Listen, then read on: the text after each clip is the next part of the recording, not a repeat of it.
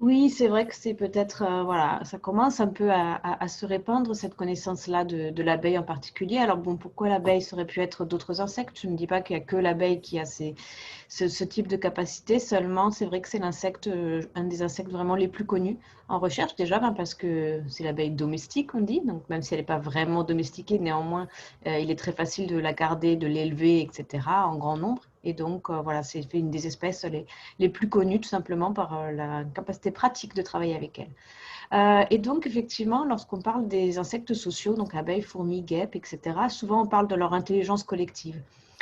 C'est quelque chose qui est bien rentré voilà, dans les connaissances générales, de dire, voilà, elles sont petites, avec très peu de capacités individuelles, mais par contre, en groupe, elles sont capables de résoudre des problèmes très complexes.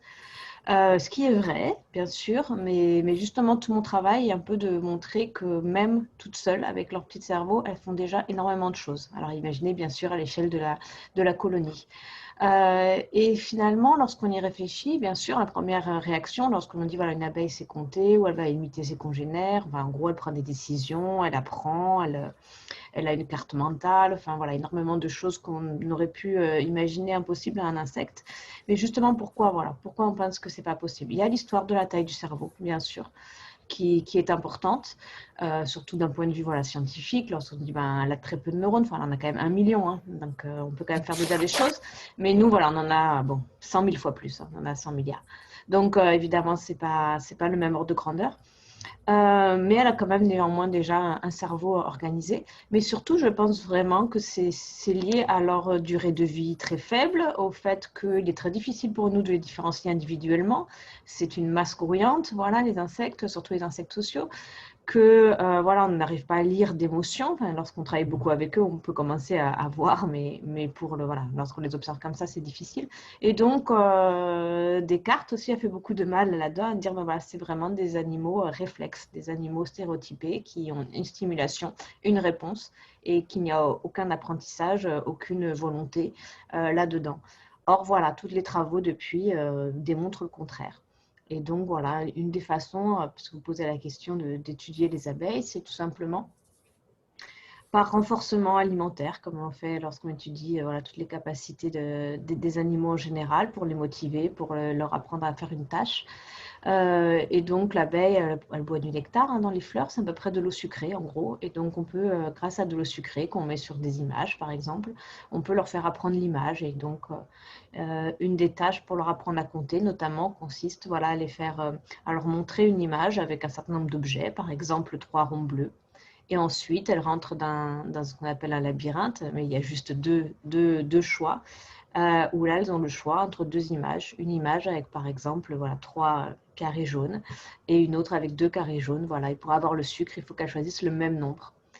Et bien sûr, à chaque visite, on va changer la forme des objets, leur couleur, leur nombre, et on va changer le nombre qui est à l'entrée. Ce qui fait que ça nous permet vraiment de voir est-ce qu'elle a bien compris la règle qui est compte le nombre d'objets que tu vois à l'entrée pour choisir le même nombre d'objets. Bien sûr, on n'a pas commencé à faire ça comme ça n'est pas venu d'un tout, c'est toute une histoire scientifique qui va voilà, des travaux de Carl von Frisch, qui a eu le prix Nobel de comportement, enfin, en éthologie, c'est le prix Nobel de médecine, mais pour ses travaux d'éthologie, il y a déjà voilà, plus de 100 ans, plus 150 presque, 130 ans, où du coup, il a juste voilà, réussi à montrer qu'elle pouvait apprendre des couleurs. Voilà, c'était la première chose, déjà, qui était révolutionnaire à l'époque, puisqu'on pensait que les insectes n'avaient pas de vision des couleurs. Voilà, et depuis ce travail-là, ben, on monte étape par étape, et donc maintenant, on en est arrivé à ce genre d'étape-là, où on montre qu'elle a vraiment des capacités d'abstraction. Et bon, voilà, moi, mon impression de ça, c'est que c'est vrai quand on parle voilà, des capacités, pour ça que je dis de l'intelligence, c'est un grand mot, c'est un mot commun, l'intelligence, c'est vrai que c'est pas un mot scientifique, c'est pour ça que voilà, je préfère le mot cognition. Mais souvent, quand on parle d'insecte, on dit cognition-like en anglais. Donc ça se traduit différemment, mais peut-être, je sais pas comment le traduire, mais voilà, c'est presque de la cognition. Voilà, c'est tout simplement parce qu'elles ont des comportements qui s'approchent des nôtres ou des comportements des primates, mais on a du mal à accepter le fait que ça soit la même chose. Mais en fait, elles sont soumises à des problèmes qui sont très identiques aux nôtres. Une abeille, elle doit revenir au nid, qui est petit par rapport à des dizaines de kilomètres qu'elle peut faire de la ruche. Donc, elle a besoin de se repérer dans l'espace de façon très précise, d'apprendre du coup des indices visuels, d'apprendre sa route, de passer d'un endroit à l'autre. Elle doit trouver de la nourriture sur des fleurs qui restent ouvertes que quelques jours, voire quelques heures. Certaines fleurs, c'est le matin, certaines l'après-midi. Donc, bien sûr, tout ça, ça ne peut pas être inné, puisque suivant là où elle naît, les fleurs ne sont pas les mêmes, etc. Donc, elle doit apprendre tout ça, et tout ça très, très rapidement, puisqu'elle doit être efficace dès les premiers jours où elle sort, puisqu'elle va sortir environ que 15 jours. Une abeille va être butineuse que pendant 15 jours.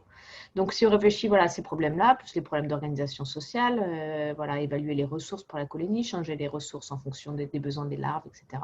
Ce sont des problèmes finalement très complexes qui ne peuvent absolument pas se gérer par simplement un réflexe et qui peuvent justifier du coup une forme d'intelligence.